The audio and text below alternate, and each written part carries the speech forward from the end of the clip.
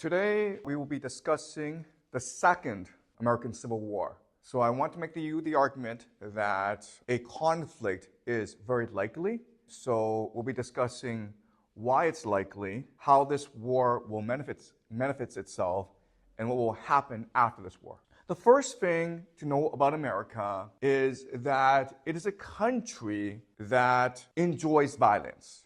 Okay, so for example, America has 434 million guns. That's 1.3 guns for every one person.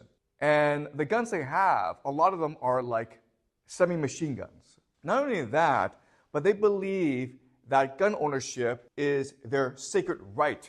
Then there's American football. It is extremely violent sport. In fact, America is really the only country that plays this sport. And Americans love football. The Super Bowl is the most watched TV event every year. And the game of football causes a lot of psychological injuries, okay? So there are a lot of football players who at age 30, they either commit suicide or they will kill someone because their brains have been destroyed by the game. And even though it is barbaric, Americans love it. Americans also worship their history of wars. They believe that fighting wars, it's noble and it's sacred. Second thing to know about America is that it has a long history of fighting wars. In fact, you can make the argument that America has been continuously at war since its founding in 1776. The first major war that America fought, of course, was the Revolution, right? 1776, War of Independence. But after the American Revolution, the Americans embarked on something called manifest destiny. And the idea of manifest destiny is that it is God's will that America controls all of the Americas, okay? North America and South America. So the Americans embarked on a violent colonization of all lands, okay? Killing many natives and other peoples. And then this led to from 1861 to 1865, the American Civil War, okay, which killed 800,000, a million Americans, okay? But it was the deadliest war that America ever fought, okay? In fact, more people died in this war than in World War I and World War II combined for America. And if you looked at the reason for the Civil War, again, you're like, they didn't actually have to fight this war. America was divided into North and South. And the difference is that the North was very industrial and the South was agricultural. So the North believed in free labor, meaning that you were free to do any job you want and employers were free to hire anyone they wanted. And so this caused the North to prosper and become very, very wealthy and expanded, okay? So at the start of the Civil War in 1861, the North had a population of 22 million people. Okay, very wealthy, very powerful.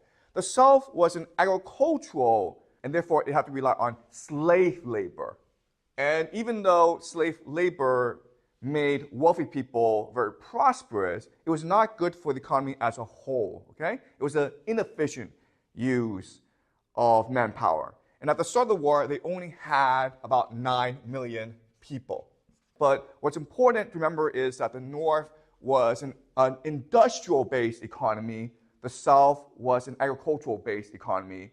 So in terms of weapons manufacturing, in terms of logistics, in terms of organization, the North had a huge advantage over the South. Now, why did they fight the war? And the standard explanation is because the North wanted to get rid of the evil of slavery. And that's not true. That's not what happened. At the beginning of the founding of the nation, the Constitution permitted slavery. Okay, slavery was legal. So the South were free to have as many slaves as they want. The North didn't need slaves because it was an industrial-based economy. The problem was the nation was expanding westwards, and they were adding more states into the Union. And the more states there are, they can send senators and representatives to Washington, D.C., okay? And the fear was that if these Western states were pro-slavery, then that would tip the balance in favor of the pro-slavery camp. But if the reverse were true, then the South would be marginalized, okay? So for decades, there's this fierce debate as to how to handle these Western states as they were admitted into the Union one by one, okay? And the solution, what they call the Missouri Compromise, is that for every one state that came in as pro-slavery, the next state had to be anti-slavery to maintain the balance. But the problem, of course, is that a lot of these Western states had their own opinions. The turning point was in 1860 when Abraham Lincoln was elected President of the United States. And Lincoln was radically anti-slavery. Okay? The rest of the world abolished slavery. Why is it in America there are so many slaves? So that was Lincoln's agenda. But Lincoln was also a lawyer, and he believed that the South legally had a right to slavery. What we can do is limit slavery in the West, and therefore over time, in maybe 100 years' time, slavery would naturally cease to exist. Now, the South did not like this plan, and they were afraid of what Lincoln might really do as president, so they declared independence from the United States. And Lincoln, in response, invaded the South. So basically, the Civil War was a battle over how much power the federal government had. Slavery was not the main issue. In fact, Lincoln himself said that if I could end the war without freeing any slaves, I would do so. Slavery is not the main issue. Keeping the Union intact was the main issue. But again, they could have chosen to politically compromise. They could have had discussions, right? But they chose to fight a gruesome civil war, okay? So the third thing you need to know about America is that America resolves conflicts through violence. Okay? It doesn't really have a history of diplomacy. It has the history of war making, okay? That's how America usually resolves issues. Given this history, now let's look at the conflicts in America today to see how serious the division is. And the reality is that today it's actually very, very serious. Far more so than in 1861 when they fought the first Civil War, okay? So let's look at the divisions. The first major division is basically between the haves and the have-nots, okay? So inequality and debt. So the wealthy, the top 1%, not only do they control most of the wealth in America, but they also control what we call the means of production, meaning that if new money comes into the system, they will seize it, okay? So basically, the top 1% have a monopoly over wealth production. And the way they make most of their money is actually through collecting debt, okay? By exploiting other people. Now, what makes this situation even worse are the culture wars. So America is divided between left and right. Now, there's actually a lot of crossover between the left and the wealthy, okay? Because if you look at the left, it's usually urban, liberal, and college educated, okay? And coastal. And these are the people usually with all the money. So the inequality only makes the culture wars much worse. And so the right feel left out. Another major division in America that's important is the one between empire and democracy, meaning that there are many people in America who benefit from America being an empire, but the rest suffer from the fact that America is an empire, okay? So, for example, the wars in Afghanistan and Iraq made Wall Street very rich, right? But it was the poor who sent their sons to fight in these wars and who lost their lives or lost a limb, okay? It was the poor who were taxed in order to fund these wars. And it's the poor who must pay off the debt from these wars. So the right is also very isolationist, meaning like they don't want to fight these wars. They think that America should be an island. It should not intervene in the affairs of the world. So there are a lot of divisions in America. There's no actual solution to any of these divisions, okay? And there are three major reasons why a civil war would probably break out, okay? The first major reason is the over-militarization of America. First of all, we've already said that in America there are 434 million guns. So every individual has access to one or two guns. That's the first problem. Second problem is that if you go to a small town in America and you look at like the police there, you think that, okay, it's a small town, it's safe. They should have, I don't know, pistols, right? In fact, they have armored vehicles. They have helicopters. They have machine guns. They got all this from the military. So that's just like a local police force. I'm not even talking about the state militias, okay? The National Guard. These guys are basically an army unto themselves. Then you have federal agencies like the FBI and the CIA, NSA, okay? There's dozens of these federal agencies. They themselves are their own army, meaning that the FBI and the CIA all have their special forces, tanks, helicopters, jets, missiles, okay?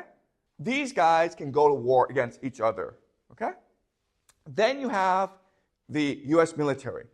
The U.S. military is divided into the Army, the Air Force, the Marines, the Navy, and then have something called the Space Force, okay?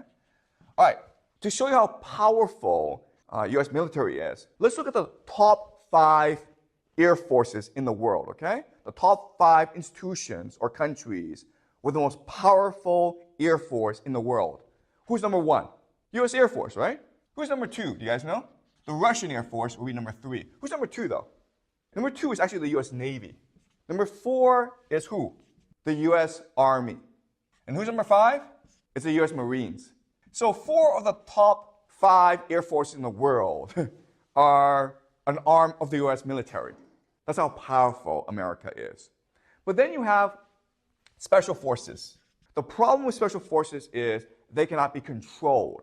Okay? So for example, in Mexico, the people who run the drug cartels are former special forces. So in the year 2000, America had 38,000 special forces.